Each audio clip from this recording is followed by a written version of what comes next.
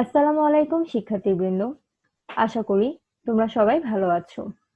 আমি নাজিয়া আহমেদ আজকে নিউক্লিয়ার পদার্থবিজ্ঞানে চতুর্থ লেকচার নিয়ে তোমাদের সামনে উপস্থিত হয়েছি। আজকে আমার লেকচারের শিরোনাম হচ্ছে শেল মডেল।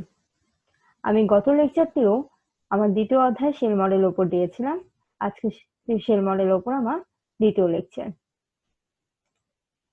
আজকে লেকচারে আলোচ্য বিষয়গুলো হবে ম্যাজিক সংখ্যাগুলোর উৎপত্তি, শেল মডেলের শক্তিসমূহ, চৌম্বক দ্বিপোল ভ্রামক স্মিথ, চৌম্বক চতুর্মেরু ভ্রামক। তাহলে চলো আমার ক্লাসটা আমি শুরু করি। প্রথমেই আমি আলোচনা করব শেল মডেলে বিভব স্পিন কক্ষ প্রবর্তন করে ম্যাজিক সংখ্যাগুলোর উৎপত্তি কিভাবে হয়েছে।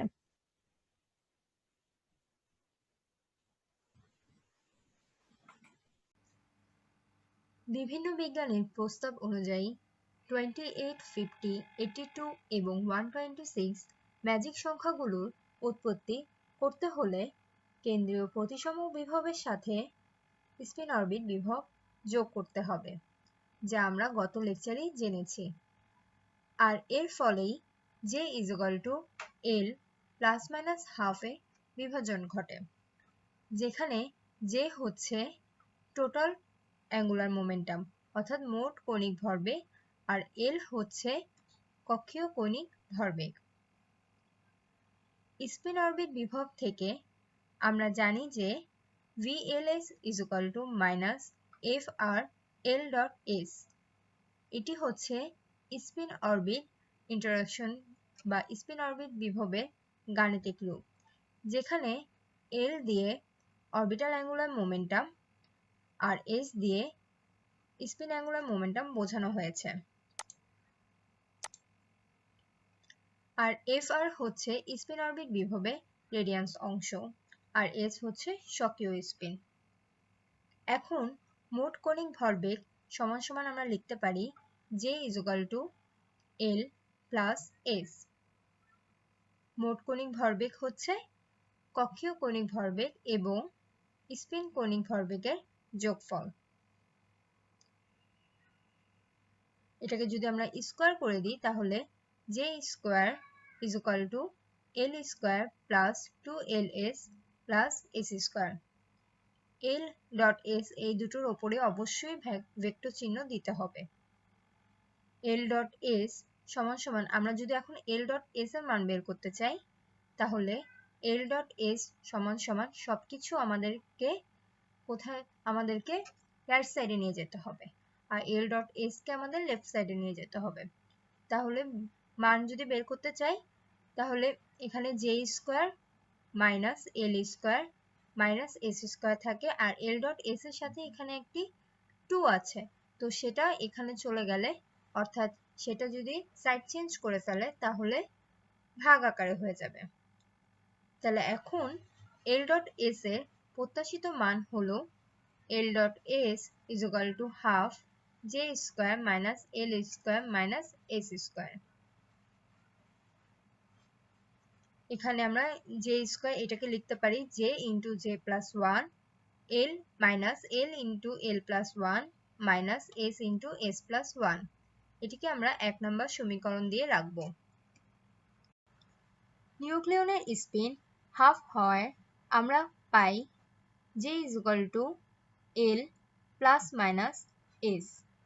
এখানে প্লাস মাইনাস চিহ্নটা দেওয়া হয়েছে কারণ S এর ভ্যালু +½ হতে পারে অথবা -½ হতে পারে।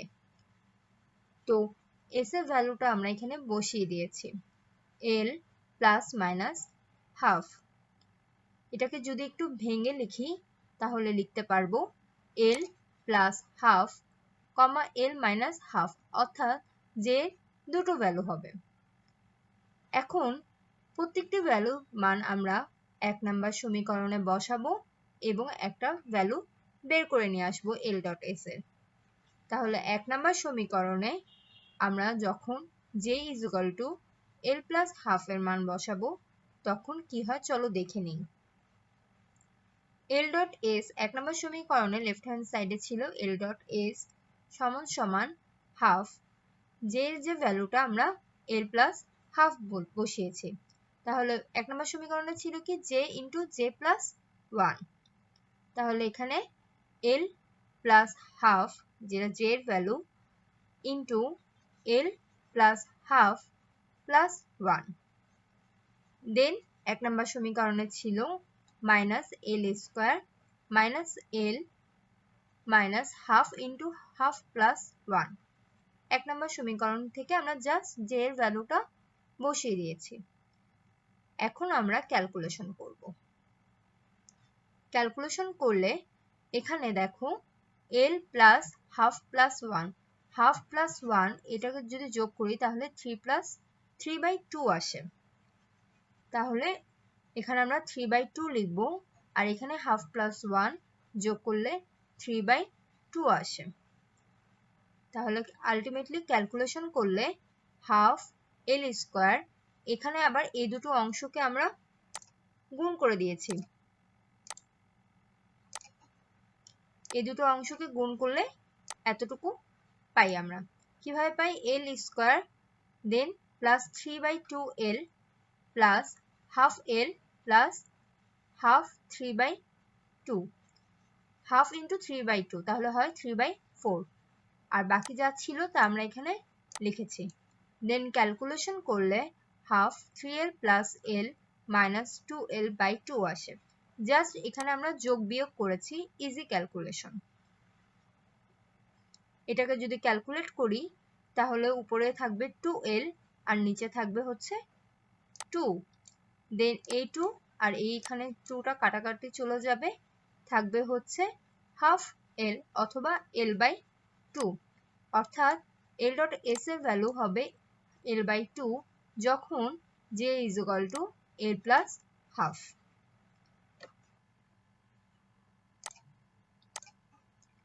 এখন আমরা দেখব যখন j is equal two l minus half হয় তখন 1 নম্বর সমীকরণ থেকে আমরা কি পাই। তো 1 নম্বর সমীকরণে আমরা j is equal two l minus half বসাবো ঠিক আগের নিয়মেই। তাহলে l dot s is equal to half into l minus half into l minus half plus 1। এখানে ছিল কি j আর j প্লাস 1, সেখানে আমরা j এর ভ্যালুটা বসিয়ে দিয়েছি। আর বাকি ছিল কি minus L square minus L minus half into half plus 1। তো ক্যালকুলেট করলে এখানে মাইনাস হাফ প্লাস 1, এইটাকে ক্যালকুলেট করলে আসে হচ্ছে প্লাস হাফ। তো এখানে আমরা প্লাস হাফ বসিয়েছি, আর এখানে 1/2 প্লাস 1 এটাকে ক্যালকুলেট করলে 3/4 আসে, এতটুকু বসিয়েছি। দেন ক্যালকুলেশন করলে অর্থাৎ এই দুটোকে যদি আমরা গুণ করে দিই তাহলে আমরা এতটুকু অংশ পাবো, আর এখানে বাকি থাকবে হচ্ছে minus L square minus L minus 3/4। এখন এটাকে যদি আমরা সাধারণ নিয়মে যোগ বিয়োগ করি তাহলে আমরা আলটিমেটলি পাচ্ছি half into minus 1/4 minus L minus 3/4, এবং এটাকে ক্যালকুলেট করলে অর্থাৎ এখানে দেখা যাচ্ছে 4 লসাগু যাবে, লসাগু 4 হলে 4 ইন্টু 1 প্লাস এল প্লাস 1 হচ্ছে। তাহলে আলটিমেটলি a4 আর a4 কাটা চলে যাবে, থাকবে মাইনাস হাফ এল প্লাস 1। এটি হচ্ছে l মাইনাস s এর ভ্যালু যখন আমরা j is equal two l minus half বসাচ্ছি। তো এই জিনিসটাই এখানে আবার একটু সংক্ষিপ্ত করে লেখা হয়েছে। l ডট s এর ভ্যালু যখন l ডট s এর ভ্যালু আমরা পাবো হচ্ছে হাফ l বা l/2 যখন j is equal two l plus half আমরা বসাচ্ছি, আর মাইনাস হাফ l প্লাস 1 পাবো যখন j is equal two l minus half বসাচ্ছি। এই যা করলাম এতক্ষণ সেটাকে সংক্ষিপ্ত করে এখানে লেখা হয়েছে।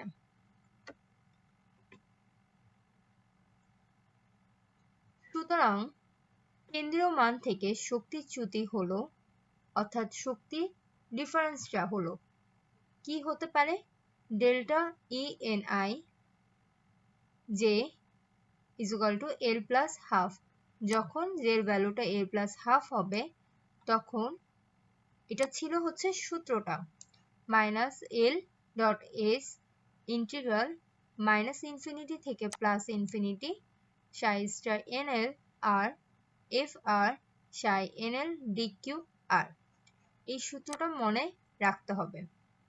এখানে আমরা J is equal to L plus half এর জন্য L ডট S এর যে ভ্যালুটা বের হয়েছে সেটা আমরা এখানে বসিয়ে দিয়েছি, সেটা হচ্ছে L/2 আর এখানে একটা মাইনাস সাইন আছে তাই এখানে আমরা মাইনাস বসিয়েছি আর বাকি অংশটুকু আগের মতোই রেখে দিয়েছি। এবং ডেল্টা n যার ভ্যালু হচ্ছে J is equal to L minus half, যখন J is equal to L minus half হবে তখন এই সূত্রটার মধ্যেই আমরা L ডট S এর ভ্যালুটা বসিয়ে দিব কি minus half L plus 1। Minus half L plus 1 যদি বসাই তাহলে এখানেও একটা মাইনাস ছিল আর আমরাও বের করেছিলাম মাইনাস হাফ, তাহলে ওই দুটো কাটাকাটি চলে যেয়ে প্লাস হাফ L plus 1 হবে আর এখানে যা ছিল তা এখানেও বসে যাবে।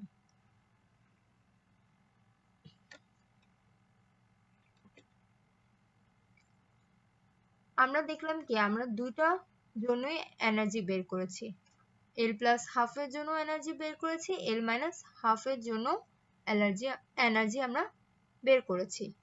এখন আমরা কেন বের করছি? আমাদের মূল উদ্দেশ্যটা কি?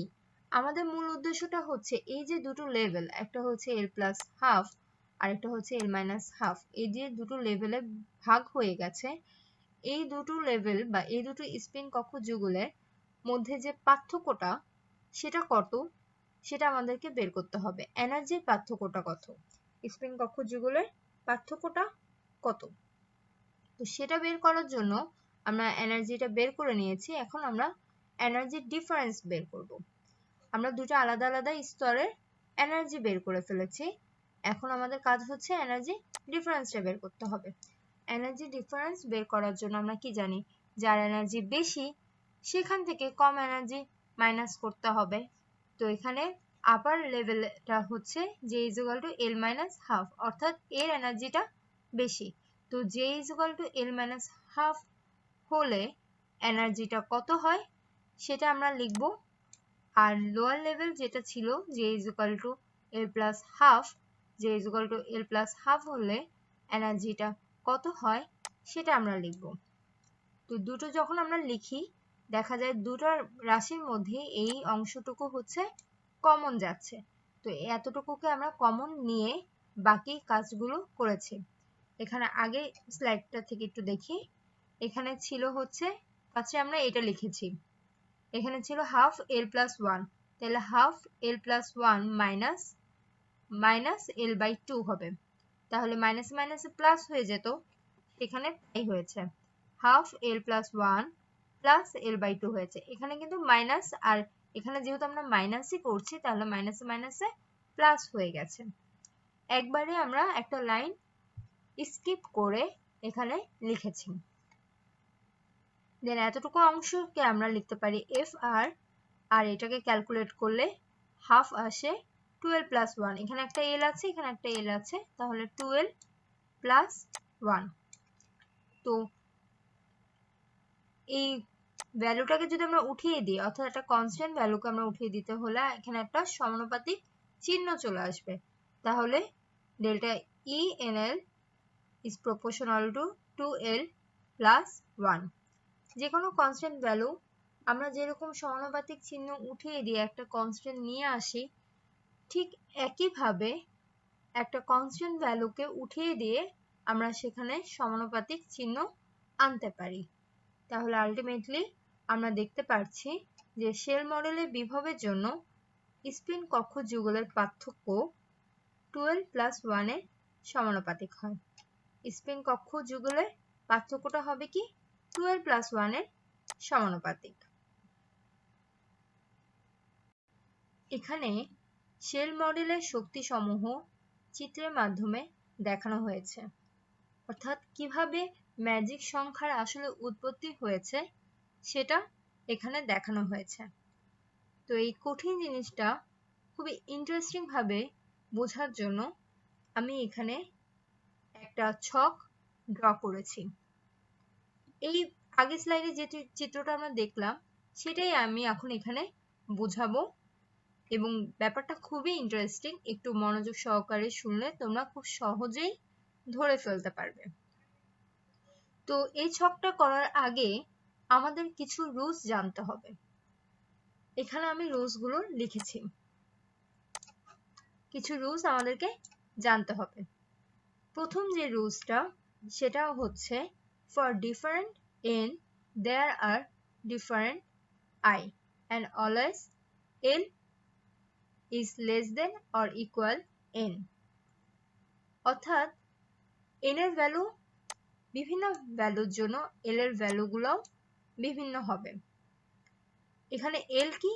l হচ্ছে প্রিন্সিপাল কোয়ান্টাম নাম্বার আর n হচ্ছে অরবিটাল কোয়ান্টাম নাম্বার। n এর বিভিন্ন ভ্যালুর জন্য l এর ভ্যালুগুলো বিভিন্ন হবে এবং সবসময় দেখা যায় যে l n এর থেকে ছোট অথবা সমান হবে।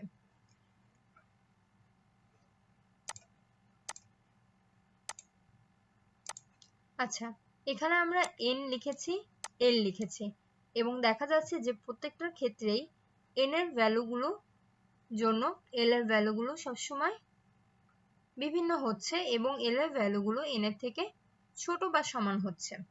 আমি যখন ছকে যাব ব্যাপারটা আরেকটু স্পষ্ট হয়ে যাবে।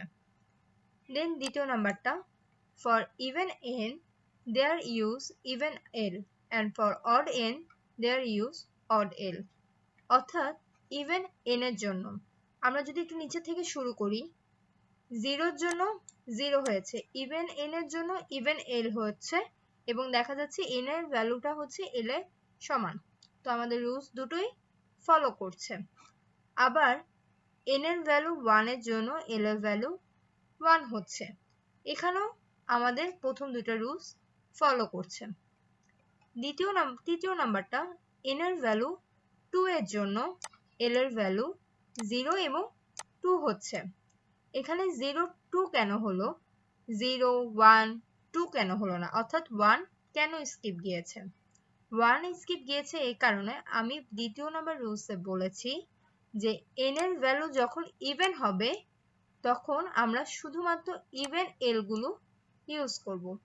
ইভেন l ইউজ করার জন্য ইভেন l হচ্ছে কি 0 2, 2 এর থেকে ছোট বা সমান দুটো ইভেন সংখ্যা হচ্ছে 0 আর 2। একইভাবে 3 নাম্বারের জন্য 3 যখন n = 3 তখন l এর ভ্যালু শুধুমাত্র আমরা অড গুলাই ইউজ করব, 3 এর সমান অথবা 3 এর থেকে ছোট যে অড নাম্বারগুলো আছে সেগুলো আমরা ইউজ করছি, সেটা হচ্ছে 1 আর 3। 4 এর জন্য ঠিক একই রকম, যে 4 এর থেকে ছোট বা সমান যে অড ইভেন নাম্বারগুলো আছে সেগুলো ইউজ করব, সেটা হচ্ছে 0 2 4 5 এর জন্য ঠিক একই কাজটাই আমরা করেছি। এটা হচ্ছে 1 আর 2 নাম্বার রুলস গেল। এখন 3 নাম্বার রুলস যেটা, যে for in spin orbit interaction energy level splits into 2 sub level. অর্থাৎ স্পিন কক্ষ মিথস্ক্রিয়ার জন্য শক্তি যে স্তরগুলো আছে সেটা দুটো স্তরে ভেঙে যাবে। এটা আমরা আগেই দেখেছি যে l এর ভ্যালুটা হচ্ছে দুটো স্তরে ভেঙে যাচ্ছে। কেন যাচ্ছে? কারণ আমরা জানি s এর ভ্যালু হচ্ছে দুটো, একটা হচ্ছে হাফ প্লাস হাফ আর একটা হচ্ছে মাইনাস হাফ। এই কারণে l এর ভ্যালু আমরা দেখেছিলাম l প্লাস মাইনাস হাফ, তাহলে l এর ভ্যালু দুটো ভাগে ভাগ হয়ে গেছে। নিচের ভাগটা হবে হচ্ছে l প্লাস হাফ আর উপরের ভাগটা হবে হচ্ছে l মাইনাস হাফ। এর আগের স্লাইডে আমি দেখেছি যে কেন উপরে l মাইনাস হাফ হচ্ছে, কারণ এটার এনার্জিটা বেশি। ওকে, তাহলে আমরা যখন j এর মানটা লিখব অর্থাৎ টোটাল অ্যাঙ্গুলার মোমেন্টাম বা মোট কৌণিক বেগ, তখন আমরা j এর ভ্যালুটা কি দুটো ভাগে ভাগ করে ফেলেছি, একটা হচ্ছে l প্লাস হাফ, একটা হচ্ছে l মাইনাস হাফ। এখানে দেখো যদি এক নাম্বার এটা ধরি, আমরা এই এক নাম্বারে এটাকে আমরা l এর ভ্যালুটাকে দুটো ভাগে ভাগ করেছি, উপরে গেছে হচ্ছে l মাইনাস হাফ আর নিচে গেছে হচ্ছে এল প্লাস হাফ। আমরা যে ভ্যালুটা জানি যে সমান সমান এল প্লাস এস, তাহলে উপরে হবে যে সমান সমান এল প্লাস হাফ আর নিচে হবে এল মাইনাস হাফ। এল এর ভ্যালু কত 1, তাহলে 1 প্লাস হাফ হচ্ছে নিচে 1 প্লাস হাফ করলে আমরা পাই হচ্ছে 3/2 আর উপরে হচ্ছে এল মাইনাস হাফ অর্থাৎ 1 মাইনাস হাফ করলে পাই হচ্ছে আমরা 1/2। একইভাবে আমরা যদি 4 নাম্বারটার জন্য দেখি, 4 নাম্বারে হচ্ছে দুইটা দেখি যে দুইটাও হচ্ছে কি দুটো ভাগে ভাগ হয়ে যাবে। একটা হচ্ছে 2 প্লাস হাফ সেটা হচ্ছে নিচেরটা, আর উপরেরটা হচ্ছে 2 মাইনাস হাফ সেটা হচ্ছে 3/2 আসে। অর্থাৎ প্রত্যেকটা ক্ষেত্রে আমরা এল এর ভ্যালুগুলো এগুলা বসাচ্ছি আর এস এর ভ্যালুগুলো আমরা একবার প্লাস হাফ বসাচ্ছি নিচের জন্য আর মাইনাস হাফ বসাচ্ছি উপরের জন্য। এর পরেরটা আসার আগে আমরা এইটা একটু দেখে নিই যে maximum possible number of nucleons, অর্থাৎ কতগুলো নিউক্লিয়ন থাকতে পারে সেটার নাম্বারটা আমাদেরকে বের করতে হবে। সেটার জন্য আমাদের সূত্র কি 2j + 1। এখান থেকে আমরা যে j এর ভ্যালুগুলো পাচ্ছি এগুলো তো সবই j এর ভ্যালু, সেগুলো আমরা এখানে বসিয়ে দিব j তে এবং প্রত্যেকটার জন্য আমরা যদি ক্যালকুলেট করি তাহলে প্রত্যেকটার জন্য আমরা ম্যাক্সিমাম পসিবল নাম্বার অফ নিউক্লিয়নের সংখ্যা পেয়ে যাচ্ছি। এগুলো হচ্ছে প্রত্যেকটা, যে কোনো একটা আমরা চলো দেখি। এখানে দেখো এখানে আমরা j এর মানটা পেয়েছি কত 3/2, তাহলে এই সূত্রের মধ্যে যদি বসাই 2 × 3/2 তাহলে হয় হচ্ছে 2 2 কাটা চলে যায় শুধুমাত্র 3 থাকবে আর 3 + 1 = 4। আর এটা দেখো 5/2, তাহলে 2 × 5/2 এখানে আমরা 2 দিব, 2 × 5/2 এটা করলে কি হবে এই 2 আর এই 2 কাটা চলে যাবে থাকবে হচ্ছে 5 আর এখানে একটা 1 আছে সেই 1টা আমরা মিলে 5 + 1 6 হচ্ছে। জাস্ট নরমাল ক্যালকুলেশন করে আমরা এগুলা বসিয়ে দিয়েছি। আর 4 নাম্বার পয়েন্টটা হচ্ছে when the value of n is more than 2, যখন n এর ভ্যালুটা 2 এর থেকে বেশি হবে অর্থাৎ 3, 2 এর থেকে বেশি 3 হবে 4 হবে বা 5 হবে তখন কি হবে then value of j will be slided down and associated with the value of n-1। তখন যে ভ্যালুটা হবে সেটা হচ্ছে কিছুটা নিচের দিকে নেমে যাবে এবং সেটা n-1 এই লেভেলের সাথে যুক্ত হবে। এই কথাটার অর্থটা কি দেখি আমরা চলো, যে যখন n এর ভ্যালু 2 এর থেকে বেশি হবে তাহলে 3 হবে ধরি, 3 হলে তখন যে ভ্যালুগুলো আছে হায়ার ভ্যালুটা যে এই 3 এর জন্য যে ভ্যালুগুলো কি এগুলা, সেখানে হায়ার ভ্যালু কোনটা অবশ্যই 3 এর ক্ষেত্রে যেটা এটা হচ্ছে হায়ার ভ্যালু, তো এটা কি হবে নিচের লেভেলে নেমে যাবে। এটা এই লেভেলে না থেকে এটা লেভেলটা নিচের লেভেলে নেমে গিয়েছে এবং সেটা 2 এর যে লেভেলটা তার সাথে আমরা সেটাকে ক্যালকুলেট করব। আবার ধরো 5 এর কথা, 5 কি অবশ্যই 2 এর থেকে বেশি, তো 5 এর যে ভ্যালুগুলো আসবে সেগুলো থেকে সবচেয়ে বেশি ভ্যালু কোনটা, এটা হচ্ছে 5 এর যে ভ্যালু, এখান থেকে সবচেয়ে বেশি ভ্যালু হচ্ছে 11/2, সেটা কি হবে 4 এর লেভেলের সাথে নেমে যাবে অর্থাৎ n-1 করলে কি 5 - 1 মানে 4 এর লেভেলের সাথে সেটা আমরা কাউন্ট করব।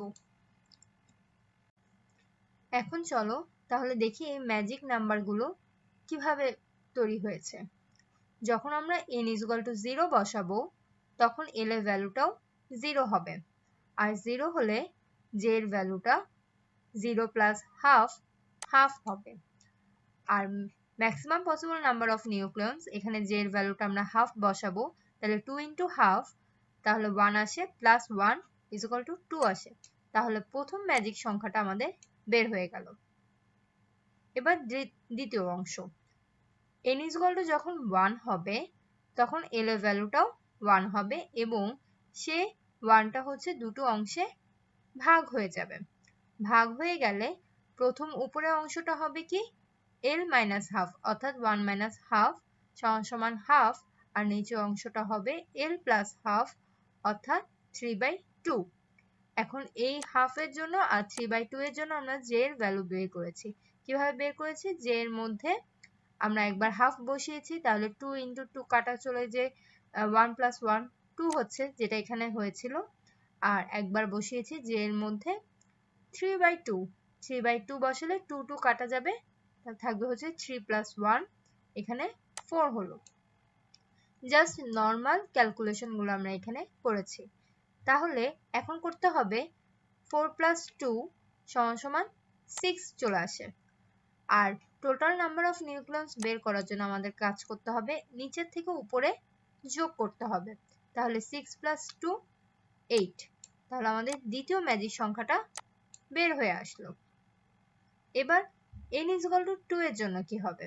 n is equal to 2 এর জন্য l এর ভ্যালু হচ্ছে ইভেন সংখ্যাগুলো হবে, একটা হচ্ছে 0 আর একটা হচ্ছে 2। তাহলে 0 এর জন্য ভাগ হবে না, 0 এর জন্য শুধুমাত্র হাফ হবে। 0 যে লেভেলটা সেটা সাব লেভেলে পরিণত হবে না, আর 2 এর লেভেলটা হচ্ছে সাব লেভেলে পরিণত হবে। দুটা ভাগে ভাগ হয়ে যাবে, উপরটা হবে হচ্ছে l মাইনাস হাফ আর নিচেরটা হবে l প্লাস হাফ। ক্যালকুলেশন করলে 3/2 হয় আর নিচেরটা হয় 5/2। তো এই তিনটা ভ্যালুর জন্য আমাদের এখন কি করতে হবে? 2j প্লাস 1 এখানে বসিয়ে প্রত্যেকটা ভ্যালুর জন্য, হাফের জন্য আসছে হচ্ছে 2, 3/2 এর জন্য আসছে 4, 5/2 এর জন্য আসছে হচ্ছে 6। দেন এই তিনটা যোগ করে দিতে হবে, যোগ করে দিলে আসে হচ্ছে 12। আর নিচে থেকে উপরে যোগ করে আমরা পাবো হচ্ছে ম্যাজিক নাম্বার। নিচে থেকে উপরে যোগ করলে হচ্ছে 2 plus 6 plus 12 is equal two 20। এখানে আমরা তৃতীয় ম্যাজিক নাম্বারটা পেয়ে গেলাম। এর পরের অংশটা হচ্ছে 4 নাম্বার রুলস ফলো করছে, 2 এর থেকে বেশি হয়েছে। তাহলে n is equal to 3 এর জন্য যেহেতু অড, l এর ভ্যালুগুলোও অড হবে, 1 3 হবে, 1টাও সাব লেভেলে ভাগ হবে, 3টাও সাব লেভেলে ভাগ হবে। শুধু ভাগ হবে না, 3 এর ক্ষেত্রে কি হবে? সাব লেভেলে ভাগ হওয়ার পর এই অংশটা নিচের 2 এর যে অংশটা তার সাথে যোগ হয়ে যাবে, এখানে আমি সেটাই লিখেছি। তাহলে এখানে 7/2 সেটা আলাদা চলে যাবে। আর উপরে এই কয়টা অংশ, 4টা অংশকে আমরা যদি ক্যালকুলেট করি এই সূত্রে, তাহলে 10 2 4 6 বের হয়। এটাকে আমরা আলাদা যোগ করব, করলে হচ্ছে 22 থাকে। আর এখানে 8 কে আমরা আলাদা রাখবো। তাহলে এটার জন্য আমরা নিচের থেকে যদি সবগুলো যোগ করি তাহলে আসে হচ্ছে 28।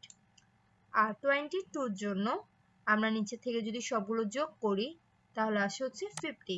এভাবে দুটো ম্যাজিক সংখ্যা আবার বের হয়ে গেছে।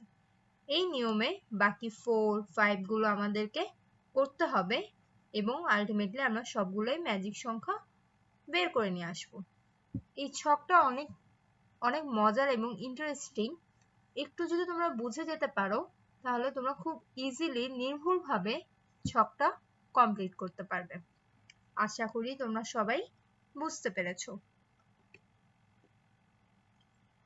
শেল মডেলের শেল বিন্যাসের সাহায্যে সংখ্যার প্রাপ্তি আমরা এখন কিভাবে পেলাম সেগুলো এখন একটা বলা যেতে পারে রেজাল্ট লিখব।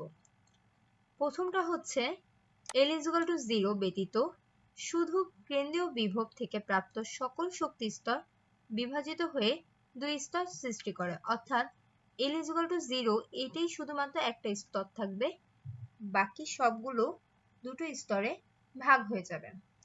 শক্তির বিভক্তি 12 প্লাস 1 এর সমানুপাতিক, যেটা আমরা একটু আগেই বের করলাম। যে মানের অত্যাধিক পার্থক্য বিশিষ্ট দুটি শক্তি স্তর কখনো কখনো খুব কাছাকাছি চলে আসে। যে মানটা যখন 3 এর সমান অথবা 3 এর থেকে বেশি হয় তখন একটা কি করে শিফট করে নিচে চলে আসে, অর্থাৎ খুব কাছাকাছি দুটো শক্তি স্তর চলে আসে। 4 নাম্বারটা স্পিন অরবিট বিভব প্রয়োগ করে শেল মডেল সবগুলো ম্যাজিক সংখ্যা উৎপন্ন করতে সক্ষম হয়েছে এবং আমরা তা এর আগের স্লাইডেই পুরাটা দেখতে পেলাম যে সবগুলো ম্যাজিক সংখ্যায় উৎপন্ন হয়েছে।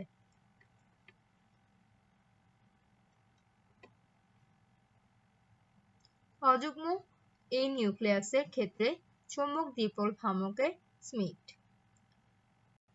শেল মডেল অনুযায়ী নিউক্লিয়াসের চৌম্বক দ্বিমেরু ভ্রামক যোজনী নিউক্লিয়ন থেকে উৎপন্ন হয়, কারণ কোর নিউক্লিয়নের ভরবেগ শূন্য হয়। যেহেতু নিউট্রন তড়িৎ আধানবিহীন কণিকা, তাই যোজনী নিউক্লিয়নের কক্ষীয় কণিক ভরবেগ বা কক্ষীয় কণিক ভরবেগের জন্য কোনো চৌম্বক দ্বিমেরু ভ্রামক থাকবে না। নিউট্রনের শুধুমাত্র স্পিন রয়েছে, শুধু স্পিন কণিক ভরবেগ থেকে চৌম্বক ভ্রামক সম্ভব। আবার প্রোটনের ক্ষেত্রে দেখা যায় প্রোটনের কৌণিক এবং স্পিন কৌণিক ভরবেগ উভয় থাকে, আর এই জন্য প্রোটনের ক্ষেত্রে উভয় থেকেই দ্বিমেরু ভ্রামকের উদ্ভব হবে। অতএব একটি যোজনী বা সক্রিয় নিউক্লিয়নের জন্য সম্পূর্ণ নিউক্লিয়নের চৌম্বক দ্বিমেরু ভ্রামক হবে mu E(h)/2m into AlGl plus AsGs into J। এখানে J হচ্ছে মোট কণিক ভরবেগ, যা আমরা জানি।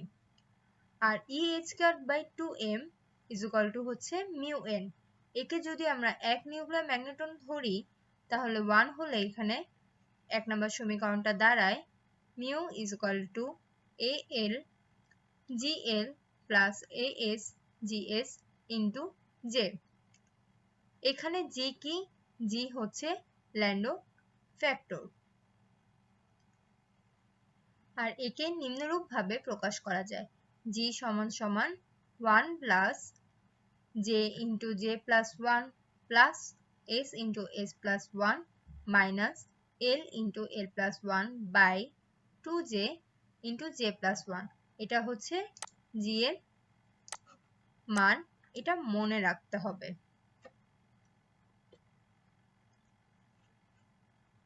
এখন GS হচ্ছে সেটা স্পিন। স্পিনের জন্য স্পিন আমরা বললাম নিউট্রন আর প্রোটন উভয়েরই থাকবে, তাহলে GS সমান সমান আমরা 2 লিখতে পারি। আর GL অরবিটাল শুধুমাত্র প্রোটনের জন্য হচ্ছে 1, অর্থাৎ প্রোটনের জন্য থাকবে GL = 0। নিউট্রনের জন্য কোনো অরবিটাল থাকে না বা কক্ষীয় কৌণিক ভরবেগ থাকে না। এখন 1 নম্বর সমীকরণে Al এবং As এর ভ্যালু বের করব। Al এবং As হচ্ছে প্রোটন আর নিউট্রনের জন্য। Al এর ভ্যালু হবে Al সমান সমান L.J/J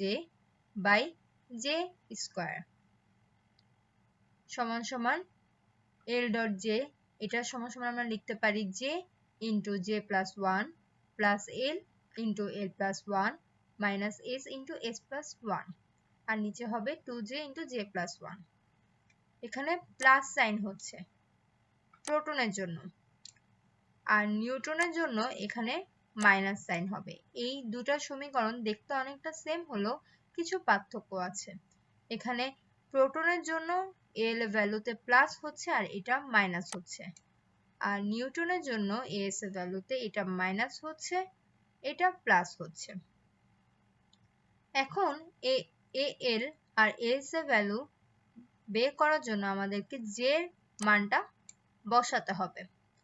তো J এর মানটা আমরা জানি দুটো, একটা হচ্ছে L plus half আর একটা হচ্ছে L minus half। তো এখানে আমাদের একবার L plus half বসিয়ে Al এর মান বের করতে হবে, আবার L plus half বসিয়ে As এর মান বের করতে হবে। এখানে আমরা L plus half বসিয়ে L এর ভ্যালুটা বের করেছি, সেই ভ্যালুটা বের করে এই দুটার মধ্যে বসিয়ে দিয়েছি। L এর ভ্যালুটা বের করলাম কোথা থেকে? এখান থেকে বের করেছি, করে এই দুটো সমীকরণে L এর ভ্যালু বসিয়ে দিয়ে একটা মান বের করে নিয়ে আসছি। আবার J = যখন L minus half হবে, এখান থেকে আমরা আবার L এর ভ্যালুটা বের করেছি। L এর ভ্যালু বের করলে L সমান সমান কি J plus half হয়ে যাচ্ছে। তো এই এল এর ভ্যালুটা আবার এই দুটো সমীকরণ আমরা বসিয়ে দিয়েছি। তাহলে একটা 3 নাম্বার সমীকরণ দিয়েছি, একটা 4 নাম্বার সমীকরণ দিয়েছি। এই 3 আর 4 নাম্বার সমীকরণ থেকে আমরা যে ভ্যালুগুলো পেলাম সেটা এখন আমরা আগের সমীকরণে বসিয়ে দিব, অর্থাৎ 2 নাম্বার সমীকরণে বসিয়ে দিব।